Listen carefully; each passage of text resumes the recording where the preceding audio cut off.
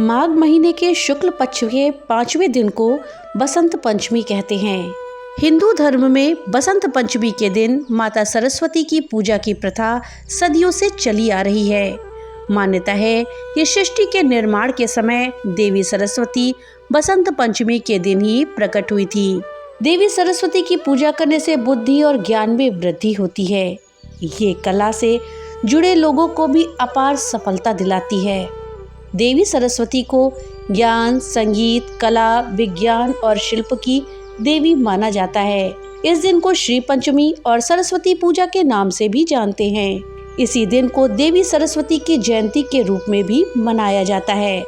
तो दोस्तों चलिए जानते हैं कि आखिर बसंत पंचमी क्यों मनाई जाती है, क्या है इसकी पौराणिक कथा। इस जानकारी के लिए वीडियो में हमारे साथ अंत तक बने रहिएगा, जिससे कि आपको सही और सटीक जानकारी प्राप्त हो पाए। नमस्कार दोस्तों, माघ मास के शुक्ल पक्ष की पंचमी तिथि को पूरा विश्व माता सरस्वती को विद्या की देवी के रूप में पूजता है। कहा जाता है कि भगवान श्री कृष्ण ने सबसे पहले देवी सरस्वती की पूजा करी थी। तो दोस्तों चलिए आज इस वीडियो में हम बसंत पंचमी की कथा को सुनते हैं।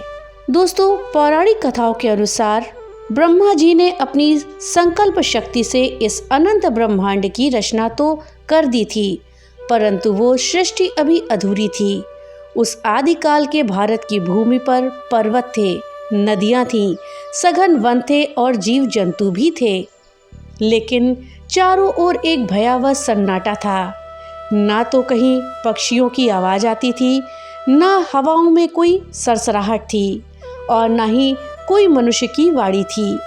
सृष्टि के रचयिता भगवान ब्रह्मा ने अपनी इस रचना को देखा, लेकिन उनके मुख पर संतोष नहीं हुआ। उन्होंने पंच तत्वों से देह तो बना दी, लेकिन उन देहों में अभिव्यक्ति का अभाव था। नदियां तो बह रही थी, लेकिन उनमें ध्वनि नहीं थी। पवन तो चल रही थी, लेकिन उसमें कोई संगीत नहीं था। पशु पक्षी केवल मूक बने हुए थे। सबसे बड़ी कमी तो मनुष्य में थी, क्योंकि मनुष्य की आंखों में चेतना तो थी, पर वो अपनी भावनाओं को शब्द नहीं दे पा रहा था। वो केवल एक यंत्र की भांति ही जीवित था, जिसके पास ना तो ज्ञान था और ना कला, ना ही अपनी अंतरात्मा को प्रकट करने का कोई माध्यम। संसार में प्रेम, करुणा, क्रोध या आनंद को व्यक्त करने के लिए कोई सुर, लय या शब्द नहीं था। ये सृष्टि किसी ऐसे सुंदर चित्र की भांति थी जिसमें रंग तो भरे गए थे, लेकिन कोई प्राण नहीं था। ब्रह्मा जी को लगने लगा कि अगर ये संसार इसी तरह से नीरस बना रहा तो उनके सृजन का उद्देश्य विफल हो जाएगा। एक दिन जब संध्या की लालिमा आकाश में बिखर रही थी, ब्रह्मा जी अपनी ध्यान मुद्रा से उठे और उन्होंने अपनी रचना का पुनरावलोकन किया। उन्होंने देखा कि पूरा ब्रह्मांड एक गहन अंधकारमयी चुप्पी में डूबा हुआ है। इस सन्नाटे ने उनके हृदय को व्यथित कर दिया। वो सोचने लगे, क्या मेरी ये सृष्टि सदा ऐसे ही मौन रहेगी? क्या इन प्राणियों के भीतर कभी कोई बोध का उदय नहीं होगा? बिना वाणी के ये संसार केवल एक शून्य है। अपनी इस व्याकुलता को लेकर ब्रह्मा जी बैकुंठ लोक जा पहुँचे, जहाँ भगवान विष्णु क्षीर सागर में शेषनाग की शैया पर विराजमान थे। ब्रह्मा जी ने करबद्ध होकर प्रार्थना करी, हे प्रभु, मैंने सृष्टि की रचना तो कर दी, लेकिन ये संसार अत्यंत नीरस और मौन है। यहाँ ना तो कोई चेतना का प्रकाश है और ना ही ज्ञान। बिना वाणी के सब कुछ मृतप्राय जान पड़ता है। कृपया करके इस जड़ता को दूर करने का कोई मार्ग सुझाएं। भगवान विष्णु ने मंद मुस्कान के साथ ब्रह्मा जी की ओर देखा और बोले, आपकी रचना में शक्ति है, परंतु उसमें सौंदर्य और विवेक का अभाव। जड़ को चेतना करने के लिए शक्ति के साथ विद्या का होना आवश्यक है। इस मौन को तोड़ने के लिए आपको आद्या शक्ति के उस स्वरूप का आवाहन करना होगा जो स्वयं शब्द ब्रह्म है। वो देवी जो संगीत, ज्ञान और बुद्धि की अधिष्ठात्री हैं, उनके प्राकट्य के बिना ये संसार अंधकारमय ही रहेगा। भगवान विष्णु के निर्देशानुसार ब्रह्मा जी वापस ब्रह्मलोक आ गए। उन्होंने अपने कमंडल से पवित्र जल हाथ में लिया और आदि शक्ति का ध्यान करना प्रारंभ किया। उनके भीतर एक तीव्र तड़प थी कि संसार को शब्दों का उपहार मिले। उनकी तपस्या की अग्नि से पूरा वातावरण तपने लगा। वो एकाग्र होकर उस चैतन्य शक्ति की प्रतीक्षा करने लगे जो इस नीरस जगत में सुरों का अमृत घोल सके। तभी अचानक आकाश में एक अलौकिक श्वेत प्रकाश पुंज चमकने लगा। वो प्रकाश इतना शीतल और दिव्य था कि संपूर्ण ब्रह्मांड की तपन शांत होने लगी। उस ज्योतिर्मय मंडल के मध्य से एक अत्यंत सौम्य और मनोहारी आकृति उभरी। वो देवी साक्षात श्वेत वस्त्रों में लिपटी हुई थी, मानो सादगी और पवित्रता ने स्वयं देह धारण कर लिया हो। उनके चेहरे पर करोड़ों सूर्यों का तेज था। ब्रह्मा जी ने देखा कि देवी के 4 हाथ थे। एक हाथ में वीणा थी जो संगीत और ब्रह्मांडीय कंपन का प्रतीक थी। दूसरे हाथ में पुस्तक थी जो समस्त शास्त्रों का बोध का सार थी। तीसरे हाथ में माला थी जो सतत साधना और मंत्र शक्ति का प्रतिनिधित्व कर रही थी। चौथा हाथ वरद मुद्रा में था जो समस्त जगत को अभयदान और ज्ञान का आशीर्वाद दे रहा था। जैसे ही देवी ने अपने चरण इस धरती पर रखे, प्रकृति में एक विचित्र हलचल होने लगी। अभी तक जो वायु रुकी हुई थी वो बहने लगी। जो फूल मुरझा चुके थे वो खिल रहे थे। ये बसंत ऋतु के आगमन का वो पहला क्षण था जिसने भविष्य के उल्लास की नींव रखी। ब्रह्मा जी समझ गए कि उनकी प्रार्थना सुन ली गई है और अब इस शून्य में शब्दों का संचार होने वाला है। परंतु अभी वीणा के तारों को छेड़ा जाना शेष था। अभी वो दिव्य नाद गूंजना बाकी था जो संसार की जड़ता को सदा सदा के लिए समाप्त कर देगा। देवी सरस्वती ने अपनी वीणा को संभाला और ब्रह्मा जी की ओर देखा, मानो उनसे आज्ञा मांग रही हूँ कि वो इस मौन को अपनी झंकार से तोड़ दे। ब्रह्मा जी के नेत्र श्रद्धा और विस्मय से भरे हुए थे। उनके सम्मुख साक्षात ज्ञान की देवी माँ सरस्वती खड़ी थी। ब्रह्मा जी ने विनीत भाव से देवी की वंदना करी और उनसे निवेदन किया कि हे देवी, ये समस्त चराचर जगत आपकी प्रतीक्षा कर रहा है। इस जड़ता को अपनी वाणी का वरदान दीजिए जिससे ये संसार चेतना के प्रकाश से आलोकित हो उठे। माँ सरस्वती ने मंद मुस्कान के साथ अपने दोनों हाथों से उस दिव्य वीणा को उठाया।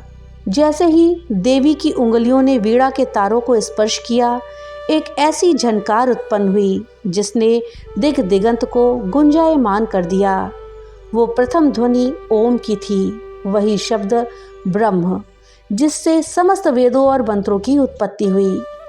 उस एक झनकार ने जैसे पूरे ब्रह्मांड को नींद से जगाया। माँ सरस्वती की वीणा से जो प्रथम 7 स्वर निकले वो संगीत की आधारशिला बने। वो 7 स्वर थे सा रे गा मा पा धा नी। इस अलौकिक परिवर्तन का प्रभाव केवल मनुष्य पर ही नहीं बल्कि पूरी प्रकृति पर था। जैसे ही वीणा का स्वर वनों से होकर के गुजरा, पंछियों के कंठ से सुंदर कलरव फूट पड़ा। कोयल ने अपनी पंचम स्वर में कूकना प्रारंभ कर दिया। नदियां जो अब तक मौन थीं, लहरों के संगीत के साथ नृत्य करने लगी। चारों ओर ऐसा उत्सव शुरू हुआ मानो पूरी सृष्टि किसी महान उत्सव की तैयारी कर रही हो। माँ सरस्वती के प्राकट्य का वो दिन माघ मास के शुक्ल पक्ष की पंचमी का दिन था।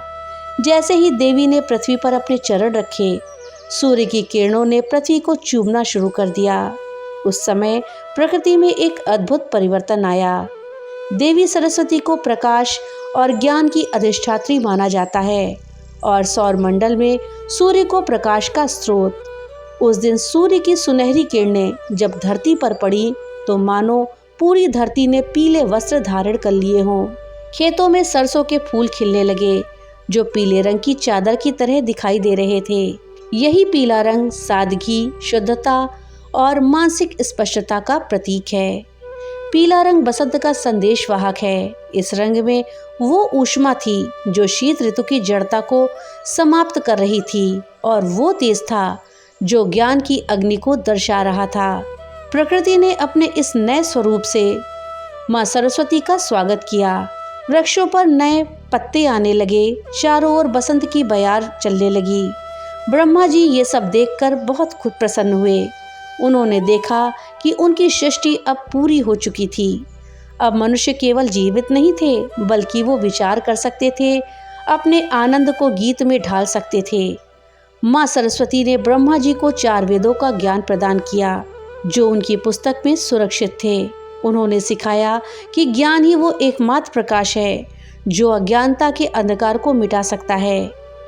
देवी ने मुस्कुराते हुए ब्रह्मा जी से कहा, पितामह, आज से मेरा प्राकट्य दिवस बसंत पंचमी के नाम से जाना जाएगा।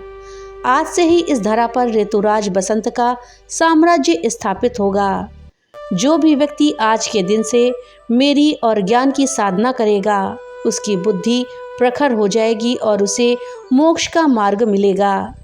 इसी समय ब्रह्मा जी ने देवी सरस्वती को वाग्देवी, शारदा, भारती और वीणा वादिनी जैसे नामों से संबोधित किया।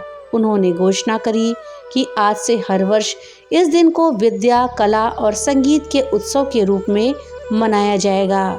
माँ सरस्वती के आगमन के साथ ही पूरी सृष्टि का कायाकल्प हो गया। वो जो सन्नाटा था अब सप्त सुरों की लहरियों में बदल चुका था। ब्रह्मा जी की चिंता जो सृष्टि की जड़ता को लेकर थी, अब पूर्ण रूप से शांत हो चुकी थी। एक अन्य पौराणिक कथा के अनुसार देवी सरस्वती ने एक बार भगवान कृष्ण को देखा और उन पर मोहित हो गईं। वो उन्हें अपने पति के रूप में चाहती थी, लेकिन जब भगवान कृष्ण को इसके बारे में पता चला तो उन्होंने कहा कि वो सिर्फ राधा रानी के प्रति ही समर्पित हैं। हालांकि सरस्वती जी को खुश करने के लिए उन्होंने उन्हें एक वरदान दिया, ये घोषणा करते हुए कि उस दिन से अर्थात माघ महीने के शुक्ल पक्ष के 5वें दिन पूरी दुनिया उन्हें विद्या और ज्ञान की देवी के रूप में पूजेगी। उसी क्षण भगवान कृष्ण ने स्वयं देवी सरस्वती की पहली पूजा करी और तब से लोग बसंत पंचमी के दिन लगातार माँ सरस्वती की पूजा करते आ रहे हैं। कुछ अन्य कथाओं के अनुसार ज्ञान की देवी माँ सरस्वती का जन्म इसी दिन हुआ था। कहा जाता है कि सरस्वती ब्रह्मांड के निर्माता भगवान ब्रह्मा के मुख से प्रकट हुई थी। पश्चिम भारत में माँ सरस्वती को भगवान सूर्य की बेटी माना जाता है। ऐसा माना जाता है कि सरस्वती का विवाह कार्तिकेय से हुआ था। दूसरी ओर पूर्वी भारत में सरस्वती जी को पार्वती की बेटी माना जाता है। उन्हें भगवान विष्णु की 3 पत्नियों गंगा, सरस्वती और लक्ष्मी में से एक माना गया है। बसंत पंचमी से जुड़ी एक खास परंपरा पीले वस्त्रों को पहनने की है, जो इस पर्व को और भी आकर्षक बना देती है। पीला रंग न केवल बसंत ऋतु में खिलने वाले सरसों के फूलों और प्रकृति की ताजगी का प्रतीक है, बल्कि इसका धार्मिक और सांस्कृतिक महत्व भी है। ये रंग सकारात्मक ऊर्जा, ज्ञान और समृद्धि का संकेत माना जाता है। इसी कारण बसंत पंचमी के दिन पीले रंग को अपनाने की परंपरा सदियों से चली आ रही है। बसंत पंचमी का त्योहार बसंत ऋतु के आगमन का प्रतीक है। इस दिन पीले रंग का विशेष महत्व माना गया है। बसंत ऋतु को ऋतुराज भी कहते हैं, क्योंकि ये मौसम सुख, समृद्धि, हरियाली और सौंदर्य का संदेश लेकर आता है। इस मौसम में खेत खलिहान सरसों के पीले फूलों से ढक जाते हैं। खेतों की हरियाली और सरसों की पीली चादर बसंत ऋतु का मुख्य रूप मानी जाती है। इसी कारण बसंत पंचमी पर पीले कपड़े पहनना प्रकृति के प्रति सम्मान और ऋतु के आगमन का स्वागत माना जाता है। इस दिन पीले वस्त्र पहनने का मुख्य कारण बसंत ऋतु का स्वागत और माँ सरस्वती की कृपा प्राप्त करना है। ये सर्दी से बचाव या केवल फैशन के लिए नहीं आता, बल्कि पीले वस्त्र पहनकर श्रद्धालु देवी सरस्वती को समर्पण और सम्मान प्रकट करते हैं। धार्मिक मान्यताओं के अनुसार माँ सरस्वती को सफ़ेद और पीला रंग बहुत प्रिय है।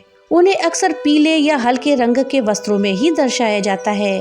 पीला रंग सादगी, ज्ञान, बुद्धि और शांति का प्रतीक मानते हैं। इसलिए भक्त पीला वस्त्र पहनकर माता सरस्वती को श्रद्धा और समर्पण भाव दिखाते हैं। रंगों का हमारे मन और शरीर पर गहरा प्रभाव पड़ता है। पीला रंग उत्साह, ऊर्जा और सकारात्मकता का भी प्रतीक है। ये दिमाग को सक्रिय करता है और मन को प्रसन्न रखता है। बसंत पंचमी पढ़ाई, संगीत और कला के लिए विशेष रूप से महत्वपूर्ण है। इस दिन पीला रंग मानसिक स्पष्टता, एकाग्रता और ऊर्जा बढ़ाने में सहायक माना गया है। इसके साथ ही आयुर्वेद और वैज्ञानिक दृष्टि से अगर देखें तो पीला रंग शरीर के पित्त दोष को संतुलित करता है और गर्माहट व ऊर्जा प्रदान करता है। सर्दियों के बाद जब मौसम हल्का होने लगता है, पीला रंग शरीर और मन दोनों पर सकारात्मक प्रभाव डालता है। और वैज्ञानिक दृष्टिकोण से देखें तो पीले रंग की तरंगें मानसिक शांति और शरीर की सक्रियता बनाए रखने में मदद करती हैं। ये ध्यान, अध्ययन और एकाग्रता के लिए लाभकारी माना जाता है। इसी कारण स्कूलों और संस्थानों में बच्चे और शिक्षक बसंत पंचमी के दिन पीले वस्त्र पहनते हैं। दोस्तों, पीले वस्त्रों को पहनने के साथ साथ इस दिन पीले भोजन का भी बहुत महत्व है। इस दिन न केवल पीले कपड़े पहने जाते हैं बल्कि पीला भोजन जैसे केसरिया हलवा, मीठा चावल, खिचड़ी, तहरी, सरसों का साग इत्यादि भी तैयार किया जाता है। पीले भोजन में ऊर्जा और गर्माहट देने वाली सामग्री होती है। ये शरीर को मौसम के अनुसार मजबूत बनाती है और समृद्धि तथा शुभता का संकेत देती है। तो दोस्तों, ये थी जानकारी बसंत पंचमी की कथा के विषय में, साथ ही इस दिन पीले रंग के महत्व के विषय में। जानकारी आपको कैसी लगी हमें कमेंट बॉक्स में लिख कर के जरूर बताइएगा। वीडियो अगर थोड़ी सी भी अच्छी लगी हो तो वीडियो को लाइक करिएगा और ज़्यादा से ज़्यादा शेयर करिएगा, जिससे कि ये जानकारी अधिकतर लोगों तक पहुँच पाए। और हाँ, अगर चैनल पे पहली बार आए हैं तो कृपया चैनल को सब्सक्राइब कर लें और बेल आइकन दबाना ना भूलें, जिससे कि मेरी वीडियो सबसे पहले आप तक पहुंच सके। तो मिलते हैं अगली एक नई वीडियो के साथ, तब तक के लिए राधे राधे।